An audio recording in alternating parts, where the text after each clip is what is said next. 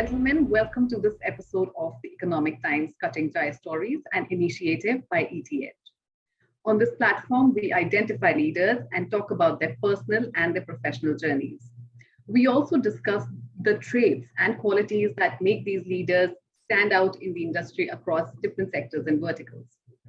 In today's session, we will try to delve into the personal side of our guest and will also try to understand his leadership traits and all that has gone into making him a wonderful leader that he is today.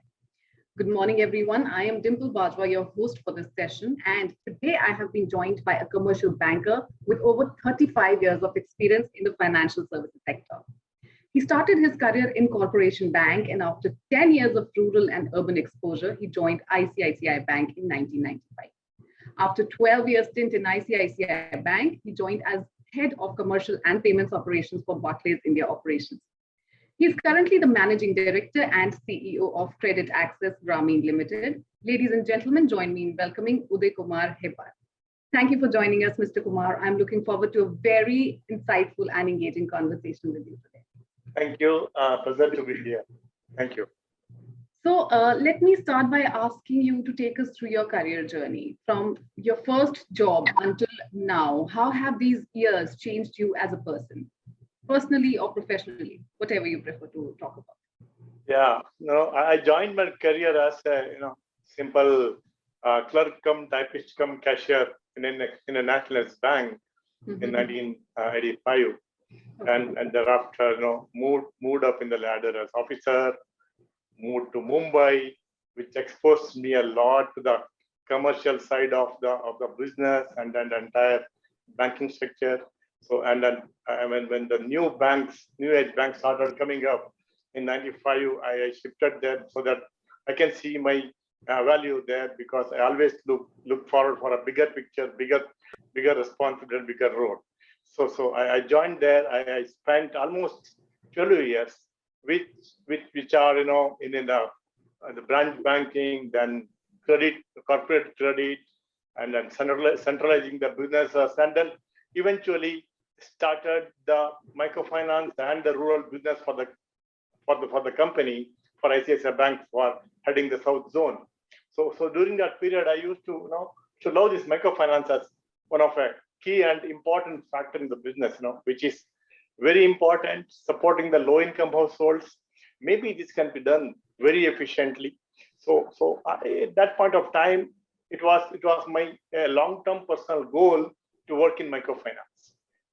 But yeah, in the meantime, I shifted to Barclays when I got an opportunity to become a head of operations, which is the kind of giving me a lot of opportunity, learning every facet of the bank, including what I had in ICICI Bank.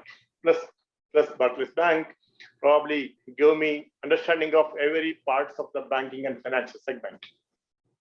Right. So when I got an opportunity to work in microfinance, so immediately I took that as a important because this was my long-term personal goal. So probably that helped me to decide to move to microfinance in 2010. All right, great. That's an interesting journey, I must say. So any incidents from your formative years, in your career that have stayed on with you till date?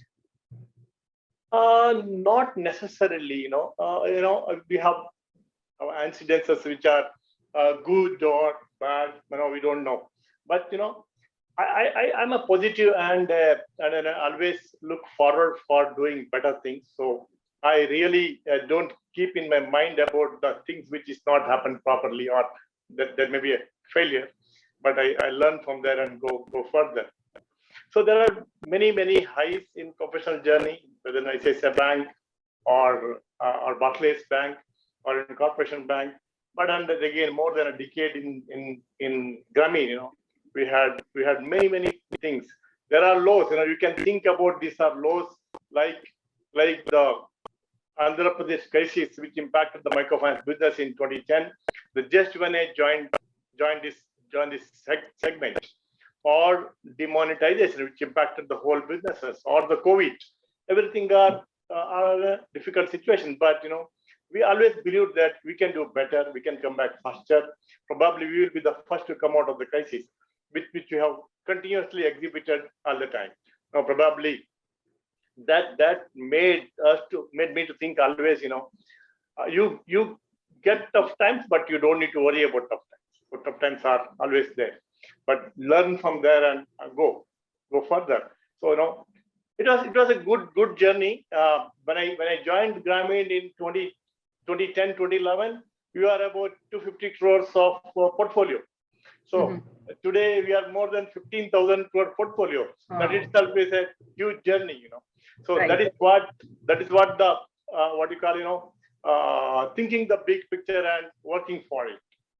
So similarly, apart from moving from 250 to over 15,000, so I mean getting into IPO, raising money through IPO is in 2018, and in midst of COVID, October 2020, we raised another 800 crores through QIP in the midst of COVID it was. And then again, during this entire troubled time, acquiring a microfinance and integrating it. So these are all really the important and very, successful completion of tasks in the challenging times. So those makes the life, very, very happy and satisfaction. Right. I completely agree. So those are big numbers that you've achieved, and success, of course, comes with good team and good people who can contribute to the team. So building, great teams, I'm sure it's not a cakewalk. So I would want to know from you that, what is the best way to build a great team? Yeah, I think, it is very, very important to think about and then think about how to get the right leaders for running this company. So normally, I always think about having the right person in the bus, right person in the bus. How to get a right person in the bus is very, very simple, actually, not difficult. Right. It is very simple. Try to find a person who is very empathetic, and he is able to really transparent and with every stakeholder and who deal with, anticipate, intervene, and resolve conflicts in your team. Define the role clarity and set the goal properly. Well, those are some really, really nice, I think, traits that a team worker should have. Give the space. So to give the space and authority to your team, and take responsibility for the failure of your team. So this is the traits I normally look at when I try to hire people for my team. Right. Wonderful. You summed it up really well. So you're a great leader, and I'm sure that there'll be many out there looking up to you in terms of leadership style, leadership traits, and there would be many who would seek your advice when it would come to leadership qualities. So what advice would you give to someone who is going into a leadership position for the first time? Yeah. Here also, I would try to make very simple and not a long list, actually. So be empathetic to your team and your customers. Have a big picture in front of you. Work for it. Visualize the success. Listen to customers and employees. Right. Spend a lot of time hiring right people and give them enough space to operate. Take ownership. All other things will be in place. So this is my advice to anybody who would like to be moving into a leadership position. Right. And if you do all this, then of course customers like us would definitely stay happy and come back to you. Absolutely. Creating the loyal customer base and creating the loyal employees is two key pillars for the success for any business. I have not seen any business fail where they have loyal customers and loyal employees. Right. Completely agree. So while we've spoken about the qualities, the traits that a leader should have, while we climb the ladder of success, not everything that we do leads us uphill. We all have our downfalls at some point of time in our careers. What is that one behavior or trait, that you think, or maybe you might have seen some trait that has, derailed most leaders out there?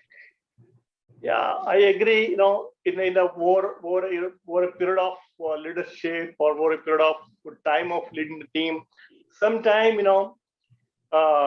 complacency and arrogance will keep creep into the minds of leaders. Sometimes the thinking about I, me, and myself, or I can do everything, I know everything. So this kind of thought process sometimes comes to the mind of people. Probably that will be the starting of downfall for a leader. Now, one should not get into complacency zone. One should not into arrogant zone. So I think that will make one blind about what they need to really do and what they really should not do. So both will be a problem. So I think one should not get into that zone. Right, right. Okay, luck is something that we consider before anything important that we're about to do in our lives. How much of a role has luck played a factor in your life, or has it just been about qualifications, experience, and hard work? See, my in my thought process, luck always favors the brave. Right. My qualification may not be Ivy League, but hard work, positive attitude, visualizing the big picture, and braving the future. Maybe the factors which helped me to reach here. Right. Qualification, expertise, or experience are all these things which can take a person to a certain level. But high emotional quotient with relevant experience, with positive attitude and the ability to manage the people will differentiate between a successful and a not so successful people. This is something I closely look at, while hiring, while running my team, and then this largely reflects in our team also. Wow, you have such brilliant answers to all the questions. And my next question would be, as a leader, how do you measure success? Ability to manage without conflict in your team, without achieving every time and continuously, and not worry about the failure. Failure will happen, but learn from failure. So failure is nothing but making yourself ready for next time success. First time success or next time success, not multiple successes. So multiple failures. So and then achieve that. Be relevant to everybody. Be relevant to everybody. So those are key things. But from a leader's perspective, if your team is happy, your stakeholders are happy, your community is happy with your outcome. Outcomes are financial, outcome for social developments, outcomes are employee growth. So if you're able to achieve all those things, sustainable and institution sustainability and with the social angle, probably it's successful. Great, great. All right, now I'll slightly change gears. Do you remember receiving your first salary? How did you spend the money that you received from your very first job? Of course, I remember. When I joined by a nationalist bank in '85, my first salary was 468 rupees. Wow, you remember the exact figure? 8 rupees in cash. It was my first formal employment. I was in informal employment before. So probably I retained some money for myself for my room rent and the day-to-day expenses, because I was quite away from home. So I gave almost near to 200 rupees to my mom. Wow. And yet you were able to pay your room rent. Yeah. At that time it was about 75 rupees room rent. A very remote place. That's interesting. That's nice. Okay, so one last question before we wrap up today's conversation. We know for a fact, that leaders like you have a lot of work on your plate, and you're always busy, and there might have been times when you would have looked for time to spend it with your family. So how do you maintain a balance? How do you maintain a work-life balance and ensure that you're giving enough time to your family as well? Yeah, I think it's very, very important to have an agreement between you and family, to balance your life. Always it's challenging when you have a large responsibility to work for the company. In the meantime, your responsibility to family will not come down. It will also remain large. But But while doing so, we should have an agreement in such a way that, at least what I follow is I give 5 days to company and 2 days to family. So Saturday, Sunday, I will not do office work. No work at all. I will do only family work.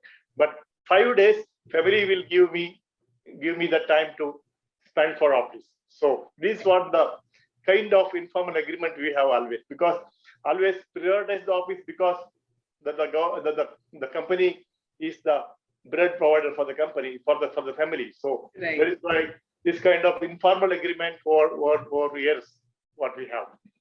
So there's an agreement between the two. Correct.